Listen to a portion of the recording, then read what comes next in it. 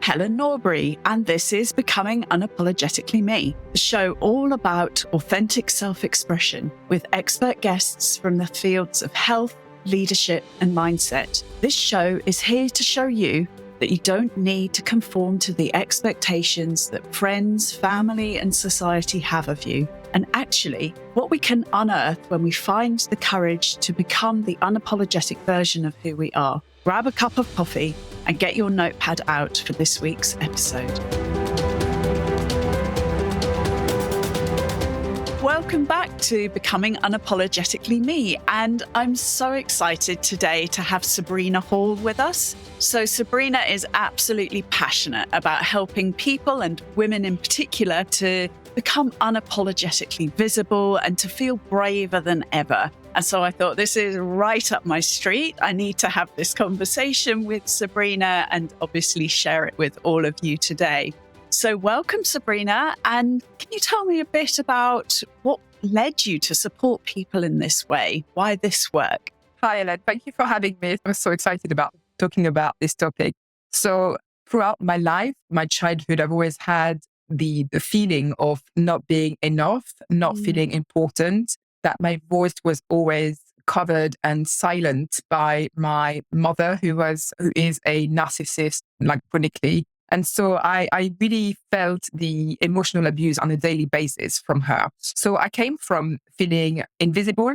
I didn't matter, that my voice didn't matter, that my needs didn't matter, to growing over pleasing, over giving, completely forgetting about myself and my voice, putting myself down, not valuing myself, not voicing what was important for me. And I was always mirroring people, agreeing with people, trying to not rub people the wrong way, basically trying to be loved and connected with as many people as possible. I saw criticism and judgment as something that was very dangerous and to avoid. I've learned when I was a child to walk on eggshells around my mom, to have a look at any kind of signs that I wasn't, whether or not I was safe in the way she behaved, in the tone of her voice. So I've learned how to calculate all of that and try to create a sense of safety. And when I was 22, my dad took his own life, and I found him after the abuse that he's had from my mom. And so from that time, it was very much like, of course, like grieving and going downhill, abusing sex and alcohol and drugs and just going off the rail. And then I hit rock bottom and I realized that I had two choices: either letting myself go down and that's it, just calling it as it is, just as no hope, or taking charge and taking accountability for my life, for my way of thinking, of seeing the world, taking actions. And from that place, I did a lot of self-development and self-growth, learned a lot through books and podcasts, watching people who were successful, not necessarily in a financial way, but in a happy way, in a joyful way, in a way that felt to me, when I saw that, a freeing way of being and experiencing this life. And then from that place, I stopped working in the corporate industry. I just couldn't do it anymore, and then became a massage therapist. At first, I loved supporting people, and then I wanted to do more. I wanted to support people on an emotional, spiritual, mental, and of course, physical level. It's just one system. Yeah.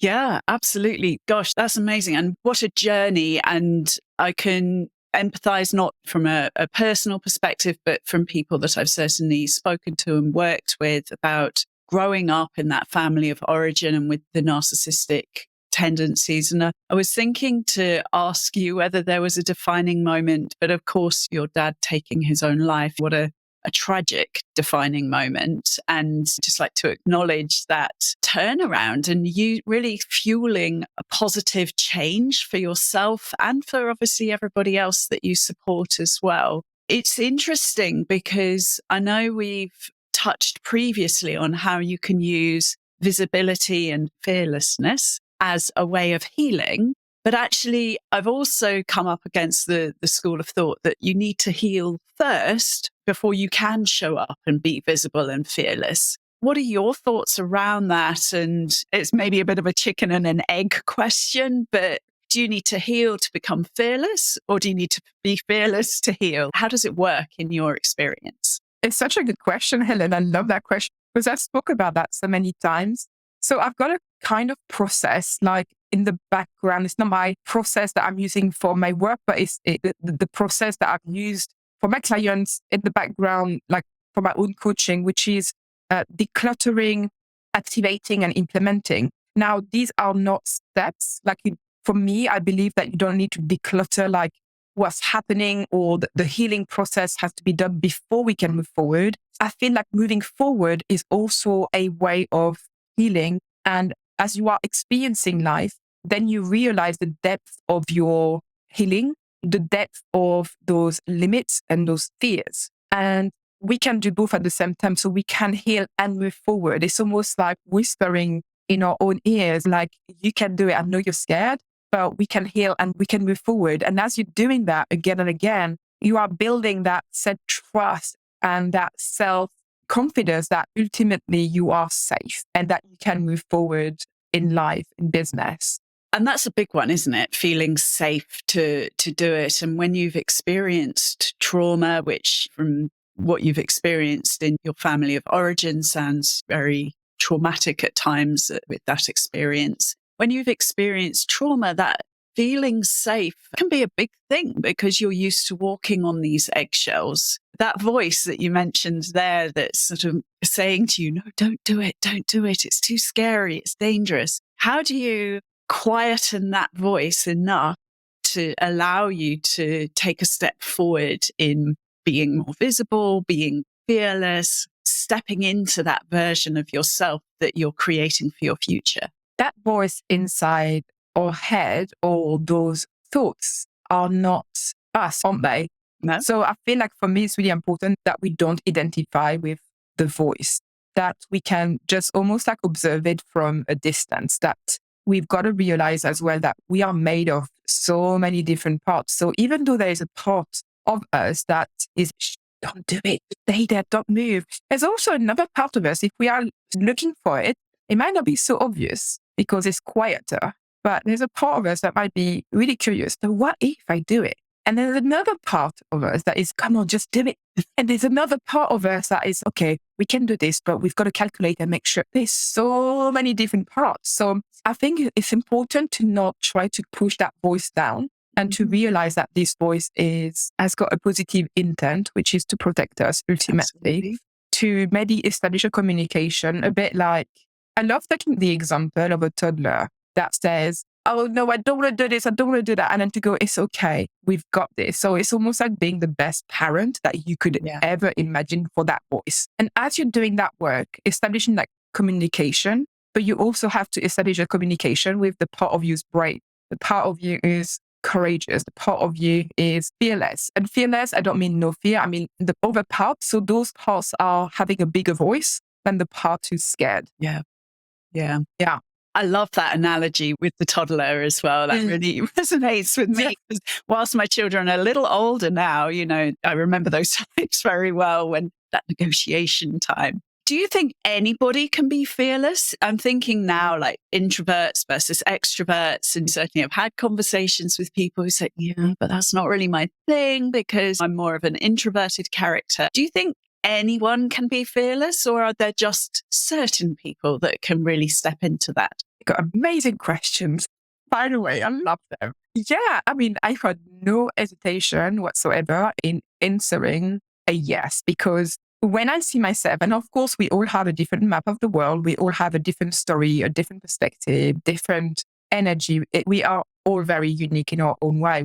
There's no two of us. And I came from a place where I felt really shy, extremely introverted, self-loathing. Like the mindset I had was it was awful. It was basically living with an abuser in my head constantly. So I was repeating the pattern I had with my mom, but to my own because it felt familiar. So I was self-loathing. I was depressed. I tried to take my own life as well twice. And I believed at a point in my life that I didn't have what it takes. I can't be like other people that I see who are fearless, who are doing what they want, who are fiercely like decisive with what they want to do and taking actions. I thought, this is not me. And so this is like important to realize that what we consider as us and the label that we choose to adopt are not necessarily the label that are going to move us forward in the direction that we want. And also, these labels don't have to be our labels. We can literally go, okay, well, I've got the label of I'm extremely shy and introverted. And of course, if we identify as that, it could be really hard to change. Ultimately, our soul doesn't change. This is who we are. But the labels can absolutely change because each label that we have adopted comes from a set of belief and is very connected. But as long as we can be aware of that and we can be curious, playful, open to flirt with the idea that we can have over labels and we can start changing the way we think and feel. Yeah. 100%. Yeah, I love that. Yeah. What have been the biggest obstacles that you faced in going from that person who labeled themselves as introverted and had that very negative self-talk about who you are? What's been the biggest obstacles in going from that person that you identified with to the person that you are today? And how did you overcome those obstacles? The most important thing, I believe, is to realize, first of all, that we are very unique and magical creatures, that we are beautiful and incredible. So that's come from that self-mastery journey that I've been on myself, the self-love and the self-acceptance. Within that is self-validation. So learning how to validate oneself, meaning to not look at our external reality, to look for signs to prove ourselves that we are on the right track. So it's building from within. And I feel like when you ask me about the biggest obstacle, I think it's comparison. It's feeling inferior to other people, feeling like we compare ourselves all the time, that we're not good enough, that comparing ourselves to other people who are completely different than us. So like comparing apple and pears, right? And you're only getting a curated version of that person. Yeah. You're not seeing all of them. You're not inside of them to know what they're feeling, what they're thinking. And I think judgment is a big part of that as well, because we're judging what we think that person's life is like versus what our life is like and making it, is mine better than theirs or is theirs better than mine? And, why I should be here or should be there. And they say, don't they, that comparison is the thief of joy. And I think that's so true. I feel like the only way where we can, I don't know what word to use, like compare ourselves, is to see others that we admire or that we look up to, or that not in a way to put ourselves down, but that we are motivated by their life or their way of being or their energy, as a way to seeing that as a wink from the universe that we can also have that too. Yeah. If one person's done it, then there's nothing to stop you doing it as well. Absolutely. Yeah. So you mentioned a little earlier about this sort of thought about us being one whole being. And it's something that I absolutely love. And it winds me up a bit when people talk about our physical health, our mental health, our soul, all of them being separate, because we really are one being. But how do you see that living authentically and in your purpose really contributes to that overall sense of well-being across all of those different aspects of who you are? Like I mentioned quickly, self-mastery. And for me, self-mastery has been really a godsend, because that concept of creating joy and happiness from within really blew my mind when I first came across that. And actually, I would maybe push it even further, is that one body, one soul, one mind, one emotional system is all one thing, but it's also one thing with anyone that is around us. It's just one thing that is happening on this life. It is just what is. And when we are getting a taste for that concept of just being one thing, that whatever we see on the outside is a reflection on that we've got on the inside, that we are projecting a lot, it really empowers us to understand like the actions that we need to take in order to feel genuinely happy and good. So whatever we think has got a impact on the nervous system. For me, it blows my mind to know that the brain doesn't have any idea of what's been visualized or what's been experienced. That alone for me just always blows my mind. So the fact that we can create a state by the way we think, by the way we say things, by like how we focus on things, like what do we focus on to create that state? It's just amazing that we can have so much power on obviously our life, because what we think affects what we feel, and what we feel affects our actions every day. And so affects what we create. So this is like that kind of beautiful kind of marriage between the external world and the internal world, which actually in itself is not even separated, if that makes sense. Yeah. Interestingly enough, I was having a conversation with my kids at dinner time last night about exactly this and the suggestibility of our minds. I'd shown them some time ago that sort of experiment is quite well known, where you imagine that you're eating a lemon and your mouth starts to water. You're having a really somatic response to a thought. And my son asked me something about it last night, and we got talking about it again. And I just love that we're able to educate our children in this way as well, so that hopefully they understand it a little earlier than we picked it up. I love that experiment. I think that was Marisa Peer that I've seen before. Yeah, that's right. Yeah, absolutely. So if someone's listening today and they're thinking, oh, you know what, I need to be, or I want to be more fearless in my life, what would be the first thing that you'd recommend to them? What would be the first step to take on that journey? I would say the first step is a decision. It is deciding that this is what you're going to do. And I would probably want to work on my reason why. Why are we deciding that? Why is it really important? Like, it's almost like making a case. If you haven't felt fearless or fiercely visible or putting yourself out there and choosing you, because we often talk about we want people to choose us, to see us. But when I'm working with clients, what we realize very quickly is that we are not even choosing ourselves, right? We're not even seeing ourselves. We're not even appreciating how far we've come and how successful we already are and how incredible we are. So when we are coming from that place of really deeply and genuinely appreciating who we are, then we can unlock that. So we're choosing and we're deciding that I'm done with whatever has happened so far. I just want to change my life.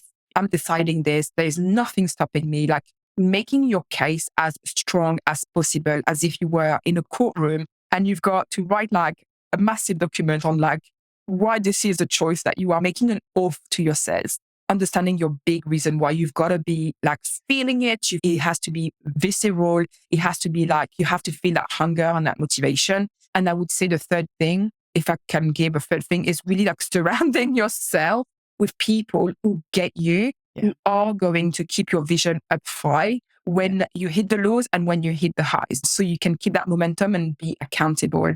So important to have the right people, the people who get you, who understand you, who are not going to be complicit with yourself when things are not going well. And they go, oh, that's okay. It's fine. You've tried. You want somebody who's no, let's do it. Yeah, that's so true. It talks to the motivation a lot as well. You know, I'm really strong believer that you can't just power through. There has to be a bit more to it than that. And so, like you say, thinking why you should be fearless, like why you want to be fearless, and not just going, everybody else is, so I should do that as well. And yeah, I think that's really powerful. So what routines and habits do you have that help you to keep your wellness, your balance, and to really keep you on that track to your big why? I love reminding myself of my why, first of all, understanding why I'm doing this and really feeling it in my body. I believe that the environment is really important. Sadly, we don't speak enough about that, how important the environment is. Like, what I mean by that is sleep,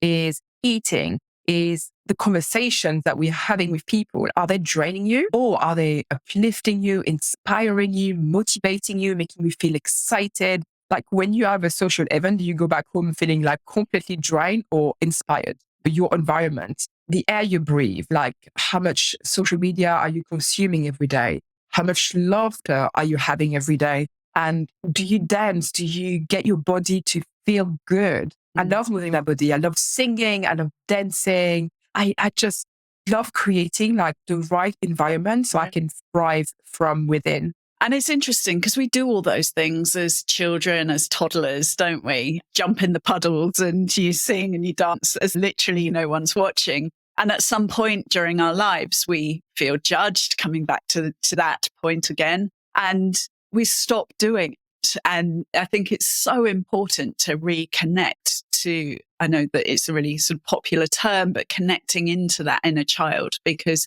when we were little, we knew what it took to make us feel good. And then we just forgot to do it when we felt judged by the rest of the world in doing.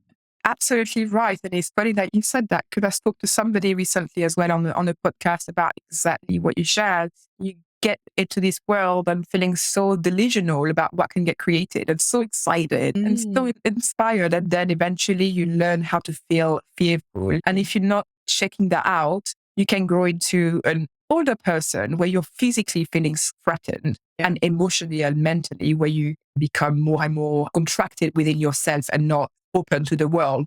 Yeah.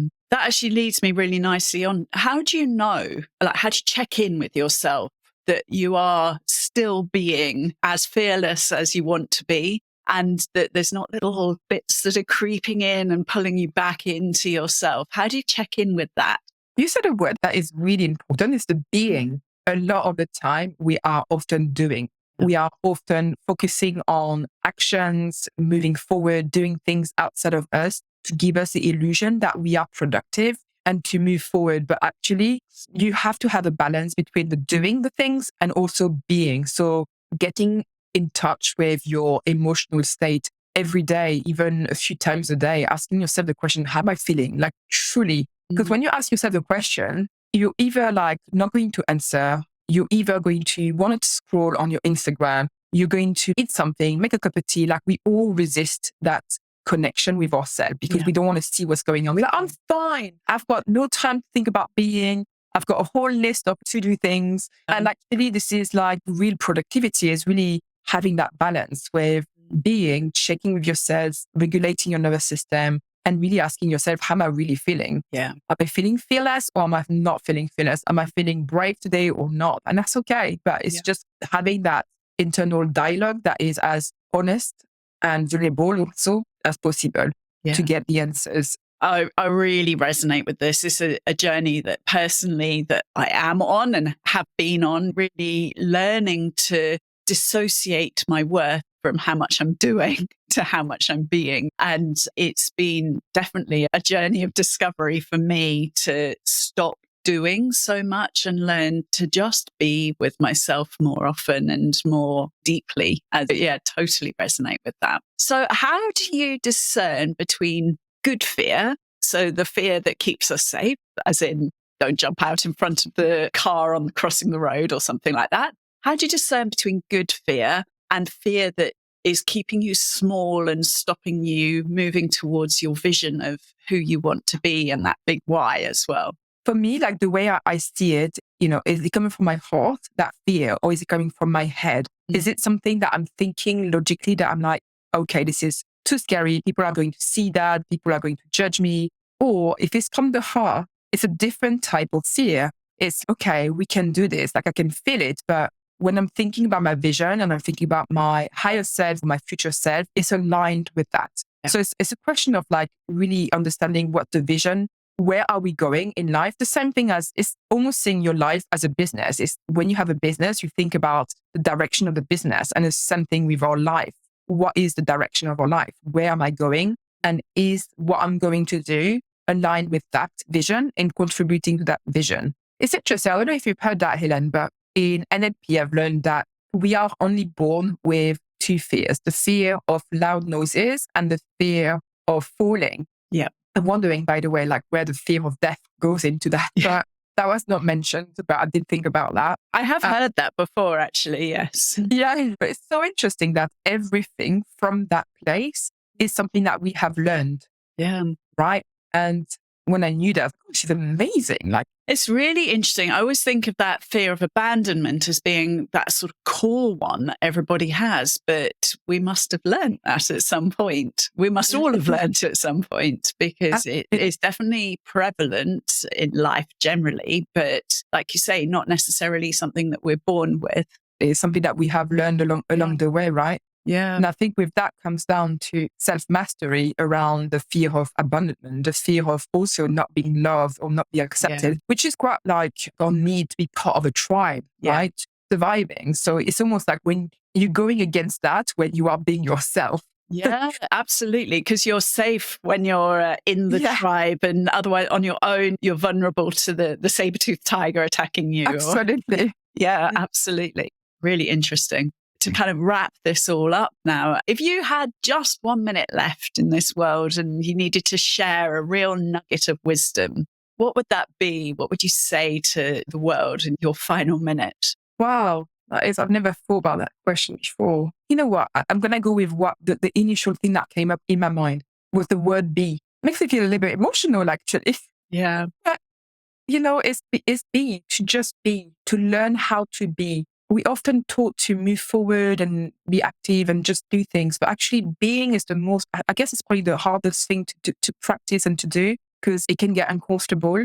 But just be, just be, trust yourself, just be with yourself. And that's home, isn't it? That's where we are. That's our temple. absolutely. That's where we are. And so, that's the thing that comes up. So I'm just going to go with that. I'm just going to go with I think that's fantastic because we push that down, don't we? And hide it behind doing all of the things. And Yeah. I love that message that's really coming out loud and clear from this conversation today that actually do less, be more, and actually learn to love that core of who you are. And actually, then it's going to be so much easier to step into that version of yourself and to show up in the world fearlessly and to be visible. You don't have to hide away because you're not scared of who you are. You love who you are. So I think that's a really lovely way to kind of wrap up this conversation. I've absolutely loved having this conversation with you, Sabrina. I knew that I would.